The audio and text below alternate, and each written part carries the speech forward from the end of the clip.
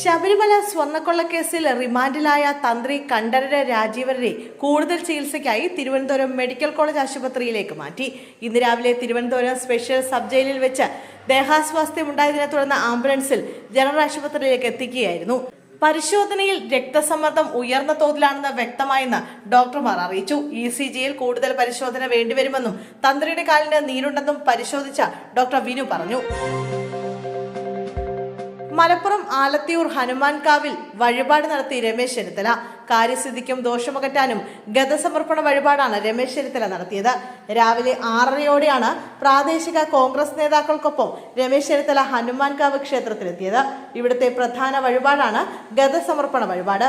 കാര്യസാധ്യത്തിനും ഐശ്വര്യത്തിനും ദോഷമകറ്റുന്നതിനും സമർപ്പിക്കുന്നതാണ് ഗതസമർപ്പണ വഴിപാട്. ഹനുമാന്റെ പ്രധാന ആയുധമായ ഗദ സമർപ്പിക്കുന്നതിലൂടെ കഠിനമായ തടസ്സങ്ങൾ നീങ്ങുമെന്നും ദോഷങ്ങൾ മാറുമെന്നുമാണ് വിശ്വാസം. ശനി, ചൊവ്വ, വെള്ളി ദിവസങ്ങളിലും ഹനുമാൻ ജയന്തി പോലുള്ള വിശേഷ ദിവസങ്ങളിലും ഈ വഴിപാട് നടത്തുന്നതിന് കൂടുതൽ പ്രാധാന്യമുണ്ടെന്നാണ് വിശ്വാസം. തിരുവനന്തപുരം സിറ്റി പോലീസ് കമ്മീഷണർ ഓഫീസിൽ നിന്ന് ബൈക്ക് മോഷ്ടിച്ച സംഭവത്തിൽ യുവാവ് അറസ്റ്റിൽ. ജനുവരി 8-നായിരുന്നു സംഭവം. മുടവൻമുകൾ സൗത്ത് റോഡ് മേരിവിലാസത്തിൽ അമൽ സുരേഷാണ് അറസ്റ്റിലായത്. ബൈക്കുമായി മുങ്ങിയ പ്രതിയെ മാനവീയ വീതിയിൽ വെച്ച് കണ്ടോൺമെന്റ് പോലീസ് അറസ്റ്റ് ചെയ്യുകയായിരുന്നു.